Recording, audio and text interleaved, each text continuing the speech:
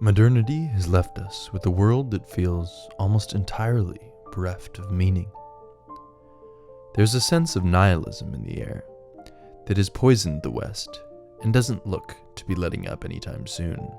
That is, of course, unless we can find meaning in the chaotic landscape that lies ahead.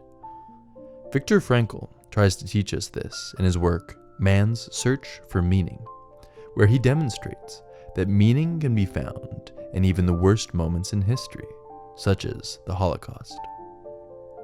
Viktor himself was interned at a concentration camp for 3 years, during which time he experienced some of the worst horrors imaginable. Upon arrival, all inmates had their heads shaved and were stripped naked and washed. They were fed only enough to survive and slept sandwiched together 9 men to a bunk. The bunks were small enough that all men had to sleep on their sides and were provided no pillows, so they slept in a position which nearly knocked their shoulders out of their sockets. The combination of malnutrition and exhaustion killed many men, but if you wanted to survive, you needed to always look fit for work. Thoughts of suicide were so regular that soon the threat of death didn't scare them, because it simply saved them from having to do it themselves. Those who didn't kill themselves often found themselves in gas chambers or incinerators. At one point, Viktor asked an inmate where his friend was, and the man pointed to the smoke coming out of the chimney. At first, Viktor didn't realize what this meant, but I imagine all of you understand exactly what happened. Frankl suffered tremendously over these 3 years in the concentration camp, yet he still managed to find a profound amount of meaning in this hardship. To Frankl, if one can find meaning, then one can survive anything.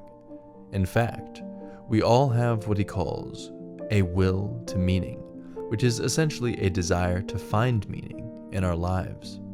However, we should not ask, what is the meaning of life?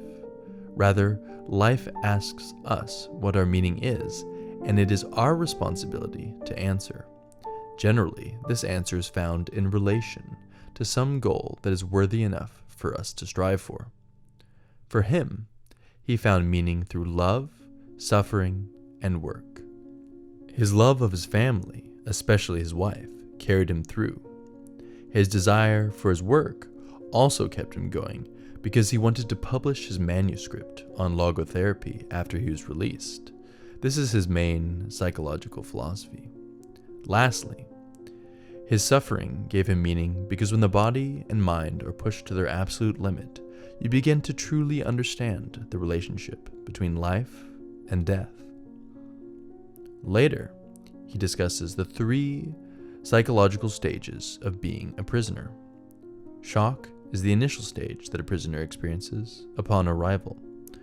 This is when the inmate gets his first exposure to the brutality of his new life. Next, the prisoner goes through apathy, which is a sort of emotional death, where the inmate becomes hardened and institutionalized. Here, the inmate only thinks of himself and his comrades and their survival. Finally, the prisoner experiences a strange disillusionment with the world around him upon his release. Now, we will dive a little bit deeper into that feeling of disillusionment. One would think that a release from such horrendous conditions would be the greatest ecstasy that one could experience, which is in some sense true, but perhaps not as much as you might guess.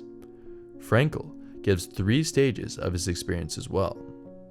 The first stage, after release, is a state of disassociation, where the former inmate has a hardened emotional shell around them and lives in a dream-like state where he can't tell what is real and what is fake, nor can he relate to anything.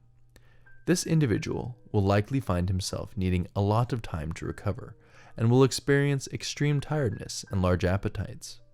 Then, he may experience an intense bitterness at the world, since he has seen the worst that it has to offer. He will turn into the evil that he just escaped from if he is not careful, and will find himself thirsting for revenge. Worst of all, The final stage is where a former inmate becomes totally nihilistic after they realize that the meaning they found while in the concentration camp was just a fantasy. This was especially true of those who stayed alive dreaming of their families, only to find that all of their family had been wiped out. The second half of the book talks about logotherapy, his idea that man needs meaning, and if he doesn't find meaning, then he will develop psychological disorders. He calls these psychological disorders neogenic neurosis. Clearly, his philosophy is different from Freud's, who believed in man's will to pleasure, and it is different from Nietzsche's will to power. Interestingly, though, paradoxical intention is used to treat this, where the patient brings about their own worst fears in order to understand how to cope with them. I highly encourage you to pick up a copy of this book, if for no other reason than to see what a human can go through and still come out the other side stronger. Thanks.